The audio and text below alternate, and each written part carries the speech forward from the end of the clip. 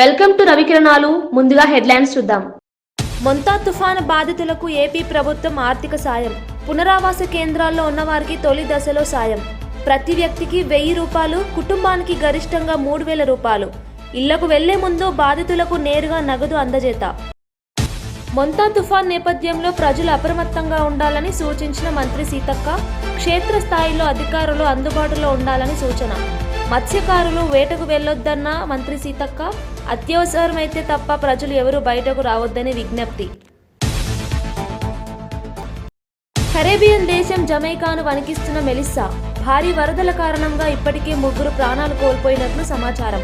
ఈ ఏడాది భూమిపై నమోదైన హరికేన్లలో అత్యంత తీవ్రమైనదని వెల్లడించిన అమెరికా వాతావరణ శాఖ నిపుణులు. భారత్తో తొలి టీ20 టాస్ నెగ్గిన ఆసీస్. ఫీల్డింగ్ ఎంచుకున్న కెప్టెన్ మిచెల్ మార్ష్. గాయం కారణంగా 3 మ్యాచ్లకు దూరమైన నితీష్ కుమార్ రెడ్డి. 3 స్పిన్నర్లతో బరిలోకి దిగిన సూర్యసేన.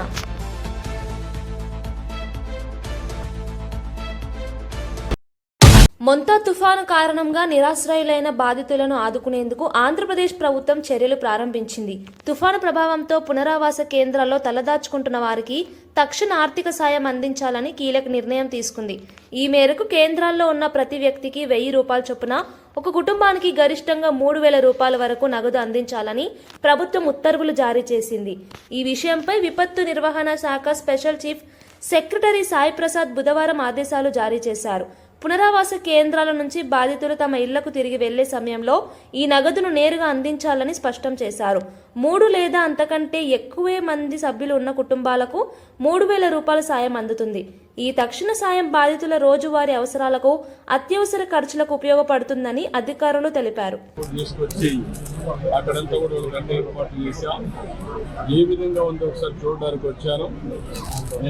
రాత్రి 12-1 గంటల వరకు మానిటర్ చేశాం.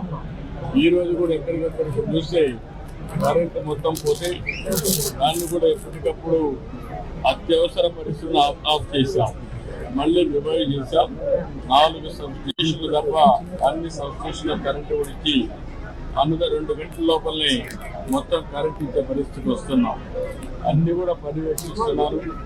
ఎప్పటికప్పుడు రియల్ టైం గవర్నెన్స్ ద్వారా పర్యవేక్షిస్తూ ఎప్పటికప్పుడు అన్ని శాఖల హెడ్స్ కూడా దీన్ని పర్యవేక్షిస్తున్నారు.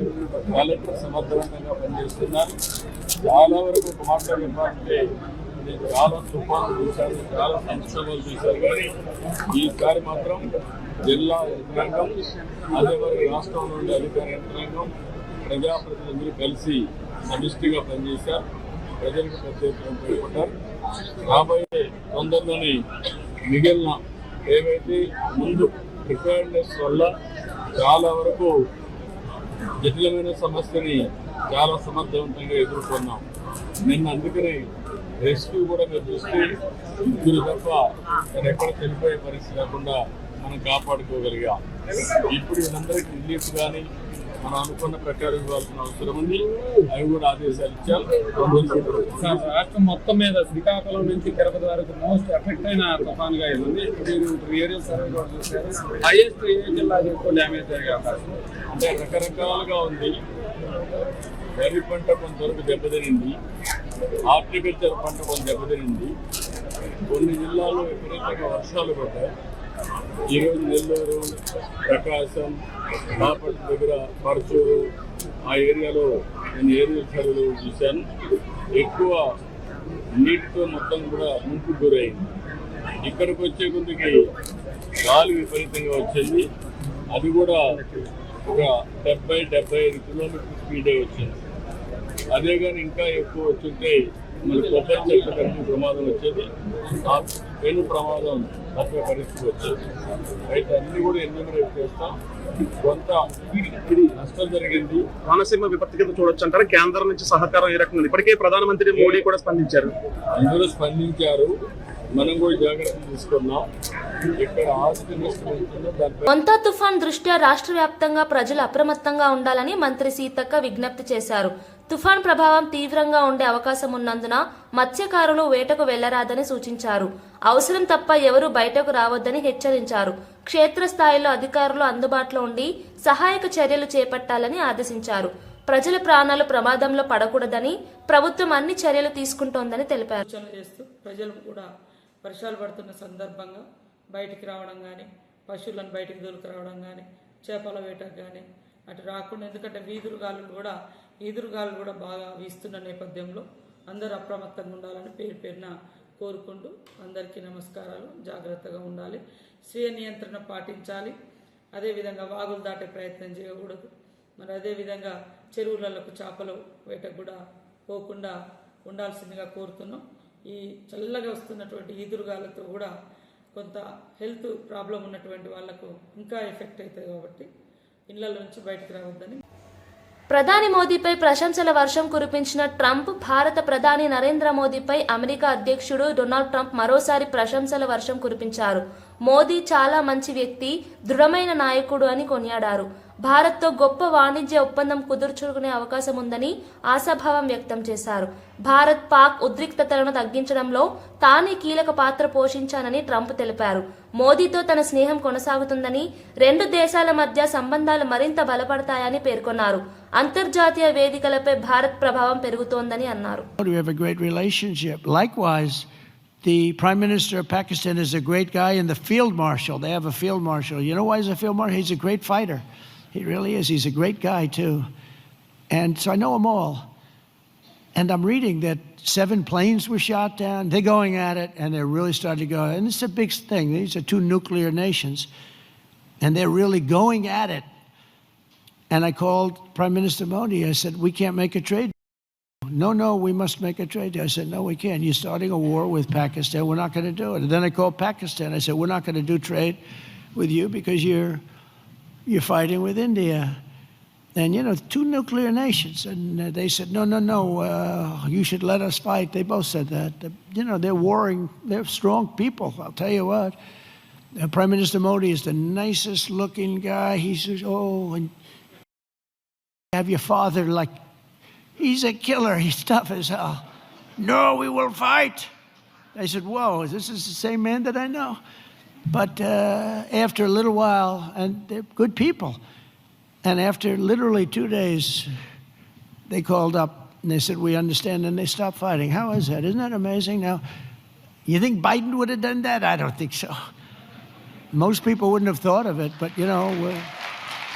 they wouldn't have thought of it. No, but here we are, we're doing deals. Montha తుఫాన్ ప్రభావంతో హైదరాబాద్ నగరం వర్షాలతో సతమతమవుతోంది. రహదారులు నీట మునిగి ట్రాఫిక్ కు అంతరాయం కలిగింది. అమీర్పేట్, ఎస్ఆర్ నగర్, బంజారాహిల్స్, కుక్కట్పల్లి ప్రాంతాల్లో నీటి మునిగిన దృశ్యాలు కనిపిస్తున్నాయి. వాతావరణ శాఖ మరిన్ని వర్షాలు కురిసే అవకాశం ఉందని హెచ్చరికలు జారీ చేసింది. మున్సిపల్ అధికారులు నీటి ముంపు ప్రాంతాల్లో సహాయక చర్యలు చేపట్టారు. ప్రజలు ఇళ్లలోనే ఉండాలని, అత్యవసర పరిస్థితుల్లో మాత్రమే బయటకు రావాలని సూచించారు. అత్యవసర సిబ్బంది పహారా వీధుల్లో నిమగ్నమయ్యారు.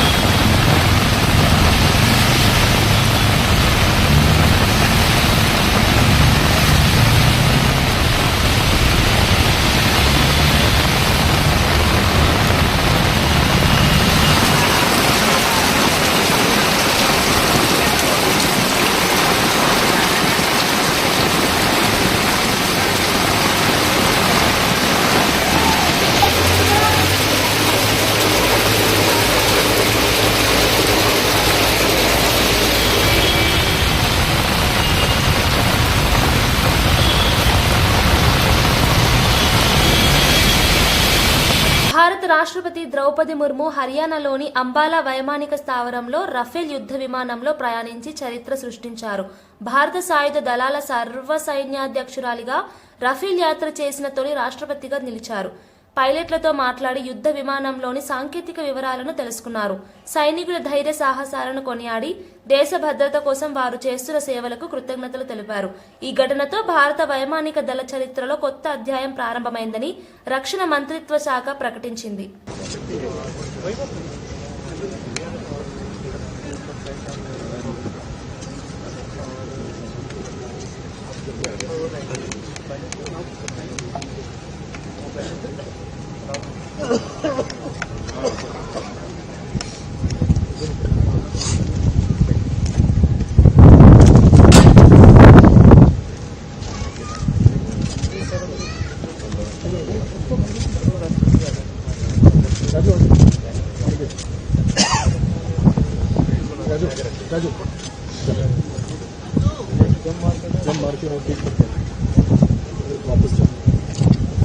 यार अभी कन भेज दिया बहुत खराब कर दें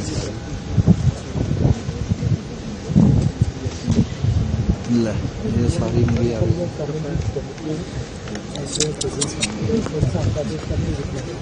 भाई क्या शॉट बनाएंगे यहाँ से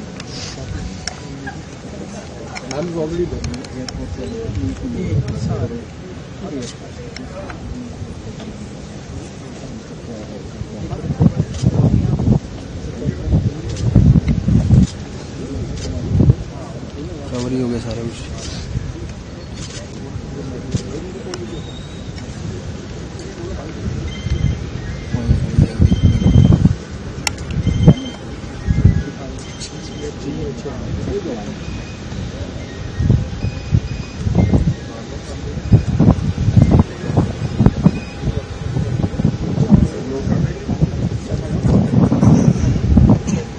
साइड तो हो गया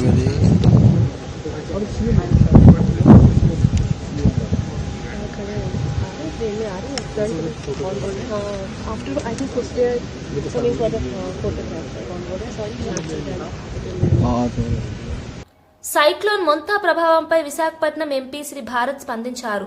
తుఫాన్ సమయంలో ఎవరూ బయటకు రావద్దని ప్రజలకు సూచించారు. ప్రభుత్వం అధికారులు తుఫాన్ ప్రభావాన్ని తగ్గించేందుకు అన్ని చర్యలు తీసుకుంటున్నారని తెలిపారు. క్షేత్రస్థాయిలో సహాయక బృందాలు సిద్ధంగా ఉన్నాయని చెప్పారు. వర్షాల సమయంలో విద్యుత్ తీగలు, చెట్లు పడిపోవడం వంటి ప్రమాదాలను నివారించాలని సూచించారు. ప్రతి ఒక్కరూ తమ భద్రతను ప్రాధాన్యంగా తీసుకోవాలని విజ్ఞప్తి చేశారు. తుఫాన్ ప్రభావిత ప్రాంతాలపై నిరంతర పర్యవేక్షణ కొనసాగుతోందని తెలిపారు. Hit predominantly the Kakinada and Konaseema districts, but northwards coming to East Godavari, Anakapalli, ASR, Visakhapatnam and north. All of these areas are being prepared and people are being moved to shelters and all coastlines are being watched. Fishermen have been warned not to go out into the sea. Citizens have been warned not to come out unless it's absolutely essential, whether it be for a medical emergency or for a health emergency. The damage that we've seen in the last 2 days in Visakhapatnam is very minimal. I think there's about 9 or 10 poles that have fallen and about 140 people have been moved into shelters over here. We don't expect much damage, but the district administration, the GVMC, is very well prepared. I've driven around 4-5 constituencies to see how the roads are, how the buildings are. Other than some hilly areas where we've had some wall collapses, by and large it looks quite good. And wherever trees have fallen, the administration has quickly responded to clear the trees from the road.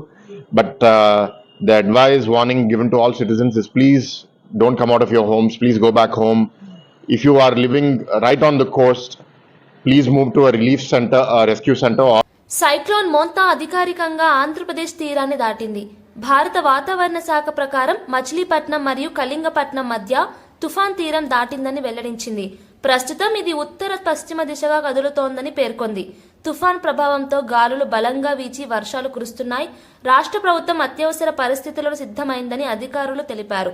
మత్స్యకారులు సముద్రంలోకి వెళ్లరాదని హెచ్చరికలు జారీ చేశారు. తీర ప్రాంత ప్రజలు సురక్షిత ప్రాంతాలకు తరలించబడ్డారు.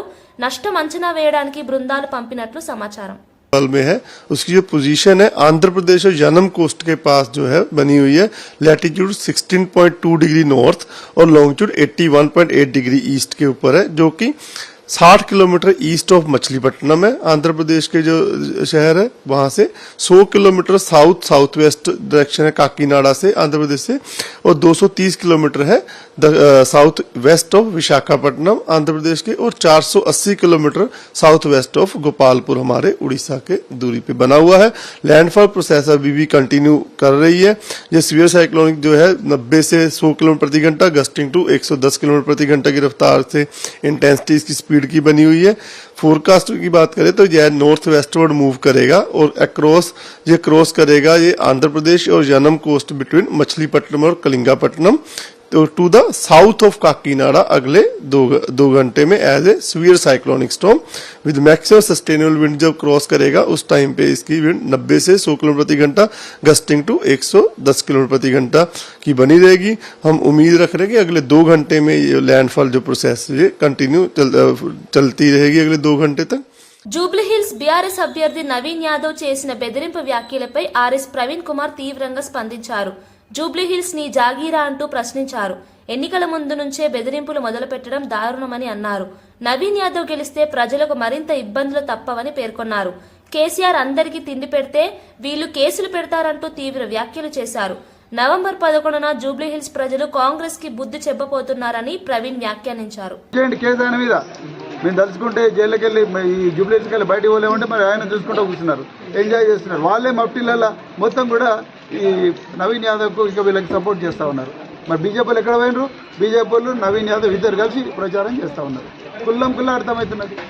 అందుకొరకే మళ్ళొకసారి మేము మీ తెలంగాణ ప్రజలు ప్రత్యేకించి జూబ్లీహిల్స్ నియోజకవర్గ ప్రజలు చెప్తున్నాం, మీరు ఇప్పుడే వీళ్ళు ఓటు వేయకముందే అసెంబ్లీకి పోకముందు ఇంత రౌడీజం చేస్తూ ఉన్నారు. అసెంబ్లీకి పోతే రోజు వాళ్ళ ఇంటి ముంగట లైన్ కట్టాల్సి ఉంటుంది. వీళ్ళ పైల్వాన్లు వచ్చి మన బస్సులలో పెట్టి ఇంతకుముందు ఒక మహిళ మేము తిరుగుతూ ఉంటాను, సార్ దయచేసి సీసీటీవీ కెమెరాలు పెట్టండి, ఇక్కడ గూండాయిజం పెట్టండి, కేసీఆర్ గారు పోయినప్పటి నుంచి గూండాయిజం పెట్టండి అని చెప్తారు. అంటే మీరు అర్థం చేసుకోవాలి ప్రజలు ఎంత అభద్రతా భావం, మరి ముఖ్యంగా మహిళలు ఎంత అభద్రతా భావంతో ఉన్నారు. అందుకొరకు ఈ గూండాగిరి పోవాలన్నా ఈ దౌర్జన్యం పోవాలన్నా కారు గుర్తు బీఆర్ఎస్ పార్టీకి ఓటేయాలి. మీరు చూస్తున్నారు బోరబండ, ఇదే బోరబండ సర్దార్ అనే ఒక వ్యక్తి బాబా ఫసీద్దీన్ ఆయనకు ఫోన్ చేస్తాడు. ఫోన్ చేసి మీ ఇంట్లో గంజాయి పెట్టాలన్నారా అని అంటారు. ఇంట్లో గంజాయి పెట్టాలన్నా అని ఒక మాజీ కార్పొరేటరు ధమ్కీ ఇస్తున్నాడు అంటే ఇప్పుడు కాంగ్రెస్ ఆయనకు గన్మెన్ ఇచ్చాడు రేవంత్ రెడ్డి. రేపు వీళ్ళందరూ కూడా రేపు మన ఇళ్ళలో పెట్టేది గంజాయి, తిండి కాదు పెట్టేది. కేసీఆర్ గారు తిండి పెట్టిండ్రు, కేసీఆర్ టిట్లు ఇచ్చిండు, కేసీఆర్ గారు వీళ్ళందరి జీవితాలు బాగుండాలని ఉద్యోగాలు ఇచ్చిండు, ఇండ్లు ఇచ్చిండు, రైట్. సో వీళ్ళు ఏం చేస్తున్నారు, మన ఇళ్ళ గంజాయి పంపించి బిడ్డ నీకు ఎన్డీపీఎస్ కింద కేసు పెడతాం, గంజాయి కేసు పెడతాం అంటున్నారు. ఎక్కడ పోతున్నారు మరి? ఎందుకు ఆయన ఇంతవరకు అరెస్ట్ చేయలేదు?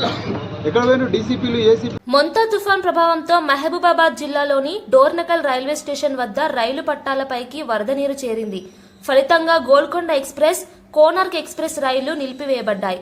రైలు ప్రయాణికులు ఇబ్బందులు పడకుండా అధికారులు చర్యలు తీసుకుంటున్నారు. స్టేషన్లో సిబ్బంది పహారా వీధుల్లో ఉన్నాయి. రైల్వే అధికారులు పరిస్థితిని సమీక్షిస్తూ నీటి మట్టం తగ్గిన వెంటనే రైళ్లను మళ్లీ నడపనున్నట్టు తెలిపారు. తుఫాన్ ప్రభావం తగ్గే వరకు ప్రజలు జాగ్రత్తగా ఉండాలని సూచించారు.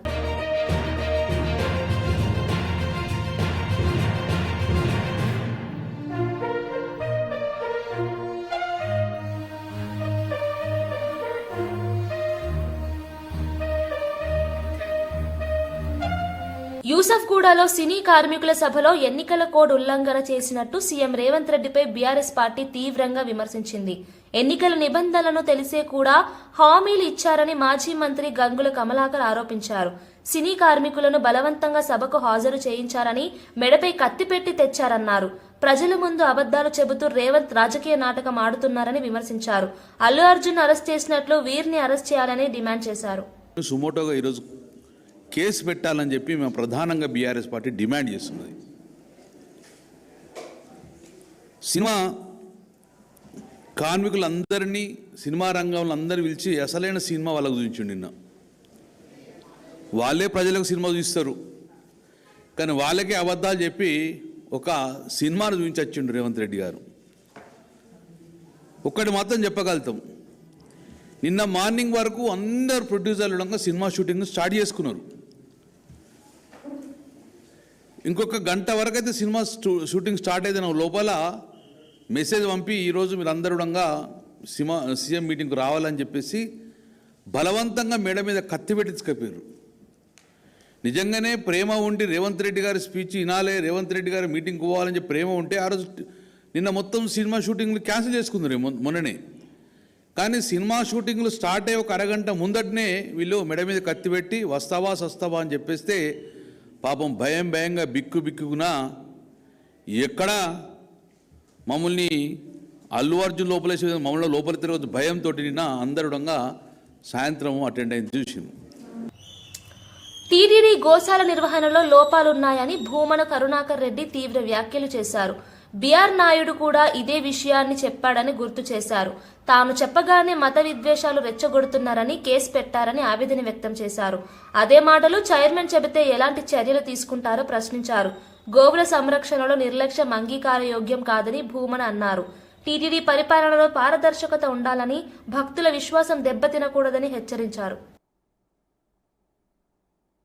గోశాల నిర్వహణ సరిగ్గా లేదు అన్నటువంటి విషయం బోర్డు దృష్టికి వచ్చింది.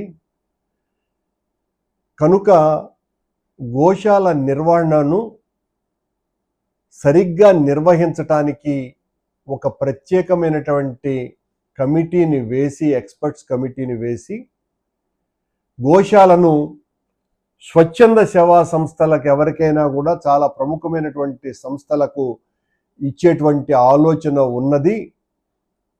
అది ఏంటి అన్నటువంటి విషయాన్ని తేల్చడానికి వచ్చే బోర్డు సమావేశంలో నిర్ణయం తీసుకుంటాము అన్నటువంటి మాట వారు చాలా ప్రముఖంగా ప్రస్తావించటం జరిగింది.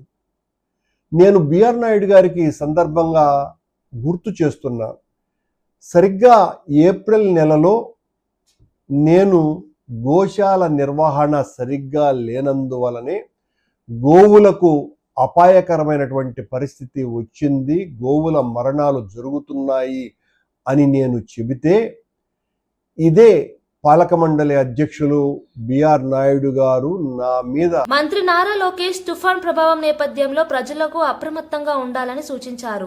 ప్రభుత్వ సూచనలను పాటించాలని, అవసరం లేకుండా ఎవరు బయటకు రావద్దని విజ్ఞప్తి చేశారు. సీఎం చంద్రబాబు ఆదేశాల మేరకు రోడ్లపై పడిన చెట్లను వెంటనే తొలగించాలని అధికారులకు ఆదేశాలు జారీ చేసినట్లు తెలిపారు.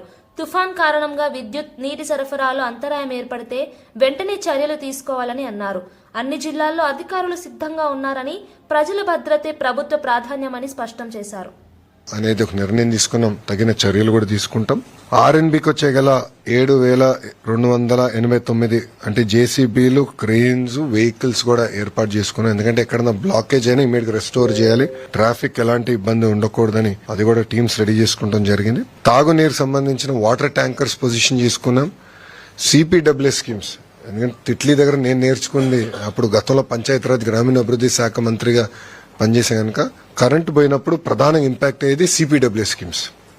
ఆ రోజు మేము అనుకున్నాం జనరేటర్లు ముందే పెట్టుంటే భలే ఉండేది, రిస్క్ అయ్యేది, ఇంత ఇబ్బంది వచ్చిండేది కాదు కదా అని. అందుకే ముందస్తు చర్యలు తీసుకున్నాం. గౌరవ ఉప ముఖ్యమంత్రి గారు పవన్ కళ్యాణ్ గారి నాయకత్వంలో ముందస్తు చర్యలు తీసుకుని డీజిల్ జనరేటర్స్ కూడా 1037 డీజిల్ జనరేటర్స్ పొజిషన్ చేశాం. సెల్ ఫోన్ టవర్స్ కావాల్సిన డీజీ సెట్స్ కూడా సుమారుగా 78% సెల్ ఫోన్ టవర్స్ కూడా కావాల్సిన డీజీ సెట్స్ వాళ్ళు ఎయిర్టెల్ కానివ్వండి, జియో కానివ్వండి, మిగతా సర్వీస్ ప్రొవైడర్స్ అందరూ కూడా ఏర్పాటు చేశారు. కావాల్సిన డీజిల్ కూడా పొజిషన్ చేస్తాం జరిగింది. కలెక్టర్స్ అందరు కూడా ఫండ్స్ ఏర్పాటు చేస్తాం. మనీ ఇస్ నో ఆబ్జెక్ట్, ప్రజలు ఇబ్బంది పడకూడదు అన్న లక్ష్యంతో మేము పనిచేస్తున్నాం.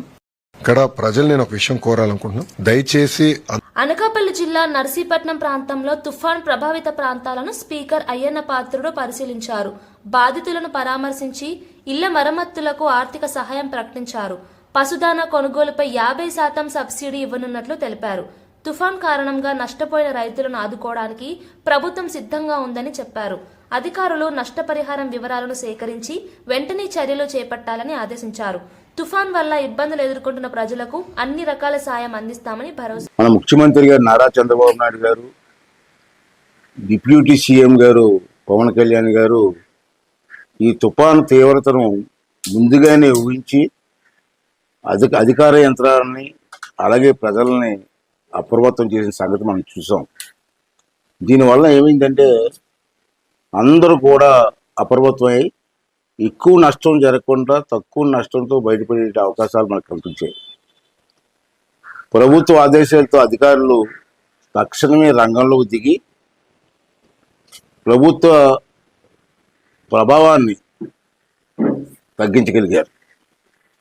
లోతట్టు ప్రాంతాల్లో మరియు తీర ప్రాంతాల్లో ఉన్న ప్రజలను ముందుగానే పునరావాస కేంద్రాలకు పంపించి ప్రాణ నష్టం జరగకుండా చూసి వారికి కావాల్సినటువంటి భోజన ఏర్పాట్లన్నీ చేసినందుకు మరి ప్రభుత్వాన్ని యంత్రాంగాన్ని కూడా అభినందించాల్సిన అవసరం ఉందని చెప్పి మనం చేస్తున్నాను. అలాగే మంత్రులు, నియోజకవర్గ ఎమ్మెల్యేలు, మండల స్థాయి నాయకులతో పాటు పార్టీలకు అతీతంగా అన్ని పార్టీల వారు కూడా పనిచేయడం, ప్రజలను ఆదుకోవడం మనందరం కూడా అభినందించవలసిన విషయం అని చెప్పి ఈ సందర్భంలో మనం చేస్తాం. అలాగే ముఖ్యంగా మండలాలు, పంచాయతీల్లో క్షేత్రస్థాయి చివరి ఉద్యోగస్తు స్వీపర్ల వరకు కూడా అందరూ కూడా కష్టపడి పనిచేశారు. ఉన్నత స్థాయి అధికారులు అయితే బాధ్యతతో పనిచేశారు. వాళ్ళందరినీ కూడా మన అందరం కూడా మనస్ఫూర్తిగా అభినందించవలసిన అవసరం ఉందని కూడా ఈ సందర్భంలో మనం చేస్తాను. అలాగే రోడ్లపైన పడిపోయిన చెట్లను వెంటనే తొలగించుతూ రవాణాగా అంతరాయం కలగకుండా అధికారులు అద్భుతంగా పనిచేశారు. రాష్ట్రంలో ఉన్నటువంటి అధికారులతో పాటు కింద స్థాయి పంచాయతీ స్వీపర్ల వరకు ఎంతో బ్రహ్మాండంగా పనిచేశారు. వాళ్ళందరికీ కూడా మనస్ఫూర్తిగా ధన్యవాదాలు, అభినందనలు కూడా తెలియజేస్తాను. అదేవిధంగా ముఖ్యమైన విషయం ఏంటంటే ప్రజలందరూ గమనించవలసింది, ఈ వర్షాలకు తడిసి ఎక్కడైనా ఇల్లు పడిపోతే జూబ్లీహిల్స్ ఉప ఎన్నిక మాకు అధికారం ఇవ్వదు, కాంగ్రెస్ పార్టీకి అధికారం తీసేయదు అని బీఆర్ఎస్ నేత కేటీఆర్ వ్యాఖ్యానించారు. ఇది కారుకు బుల్డోజర్ కు మధ్య జరిగే ఎన్నిక అని అన్నారు. ఈ ఎన్నిక ప్రజలు ప్రభుత్వంపై తమ అభిప్రాయాన్ని వ్యక్తం చేసే అవకాశమని పేర్కొన్నారు. రాష్ట్ర అభివృద్ధి కోసం బీఆర్ఎస్ చేసిన కృషిని గుర్తు చేసుకున్నారు. ప్రజలు తగిన నిర్ణయం తీసుకుంటారని, బీఆర్ఎస్ కు మద్దతు ఇవ్వాలని కోరారు. జూబ్లీహిల్స్ ప్రజలు అభివృద్ధి దారిని ఎంచుకుంటారని కేటీఆర్ విశ్వాసం వ్యక్తం చేశారు. మళ్ళొక్కసారి 10 ఏళ్ళు ఎట్లయితే ప్రశాంతంగా ఉన్నామో ఆ పరిస్థితి వస్తుంది. లేకపోతే రేపు మీ ఇంటికి బుల్డోజర్ వస్తుంది. పక్కా చెప్తున్నాను నేను. మళ్ళీ తర్వాత మీరు లబోదిబో అంటే లాభం లేదు. గిట్లనే 2 ఏళ్ల కింద మోసపోయినారు. 2 ఏళ్ల కింద గిట్లనే 6 గ్యారంటీలు, 420 హామీలు అని మోసేదికి బెల్లం పెట్టి నాకుమంటే నమ్మిరు కొంతమంది. హైదరాబాద్లో నమ్మలేదు, బయట వాళ్ళు నమ్మిరు. మా కరీంనగర్ల, మా నల్గొండల, మా వరంగల్ల, మా ఆదిలాబాద్ల అక్కడ నమ్మి మోసపోయారు. ఇవి బులెటిన్ విశేషాలు. మరో బులెటిన్ లో మళ్ళీ కలుద్దాం.